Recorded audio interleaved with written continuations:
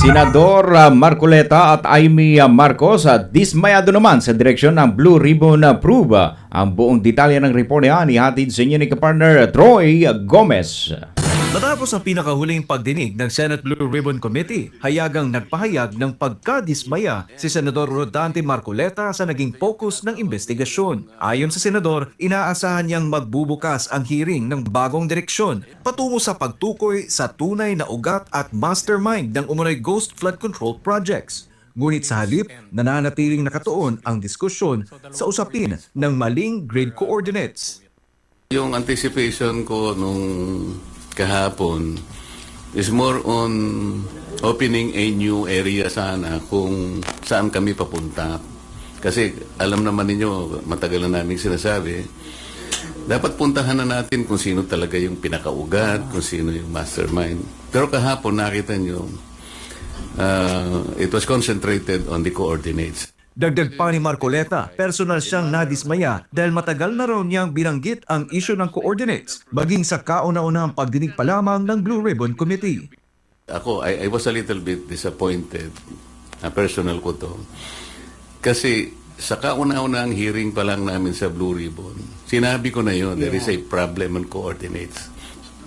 So, ibig sabihin, kahapon lang nila na naisip na totoo pala yun.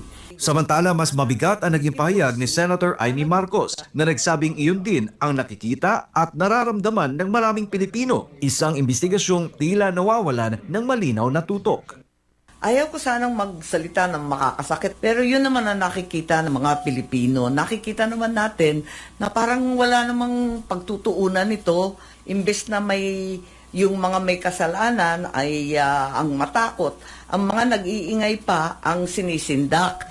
Marinding sinuportahan ni Marcos ang minority report na nagsusulong ng isang komprehensibo, patas at walang takot na investigasyon, hindi lamang sa mga implementing agencies at kontratista, kundi hanggang sa umano'y mga mastermind. Hindi dapat nakatuon lamang sa implementing agencies, sa iba't ibang kontratista, sa kung sino-sino lamang. Tama ang diin ng report na ang tanging isang komprehensibo, patas, walang takot na investigasyon lang ang makakatsak na tunay na salarin.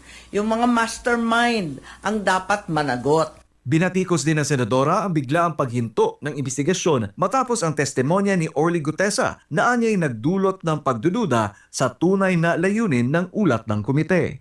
When a finger points to the moon, we have to look at the moon, not the finger. Isa sa pinakamabigat na puntong binanggit sa pagdinig ay ang 30 Tamarind Street, ang umano'y drop-off point ng 1 bilyong pisong binanggit sa testimonya ni Zaldico na ayon umano sa kanya ay personal na itinuro ni Martin Romualdez. Bakit hindi natin tawagin kung sino yung may-ari? Nasaan yung kontrata nasaan yung discontract?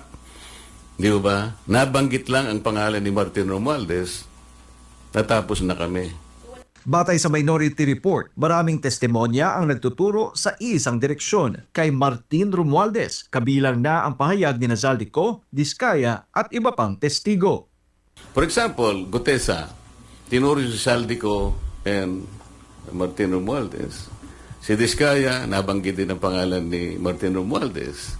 At yung mga iba, si Alcantara, si Bryce Hernandez, pinagtuturo kung sino-sino at papunta lahat sa direksyon ni Martin Romualdez. Gayunman, ikinadismaya rin ng mga senador na hindi pa rin umano na ipapatawag si Romualdez sa kabila ng mga rekomendasyon ng ICI at DOJ noong mga nagdaang buwan. So, 2 buwan nang nakaraan, ICI at DOJ, sabi, kasuhan na si Martin at si Saldi. Ang Saldi ko, kinasuhan, pero si Speaker Martin Romualdez, wala pa rin.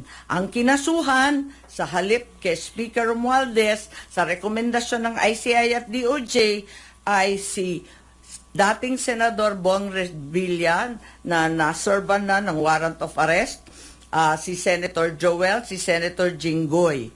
Nanindigan naman si Senator Marcoleta na handa siyang harapin si Romualdez sakaling ipatawag ito ng Blue Ribbon Committee. I really relish the opportunity that he will be invited by the Blue Ribbon Committee. And I promise you, you will not be disappointed in the questions that I'm going to ask him. Habang patuloy ang investigasyon sa Senado, nananatili ang tanong ng publiko. Tutuloy ba ang Blue Ribbon Committee hanggang sa pinakaugat ng umano'y anomalya o mananatili na lamang sa gilid ng usapin? Sa huli, inaasahan ng taong bayan na hindi pangalan, kapangyarihan o posisyon ang magiging hadlang sa paghahanap ng katotohanan. Para sa Diyos at sa Pilipinas kung mahal, Troy Gomez nag-uulat, SMNI News.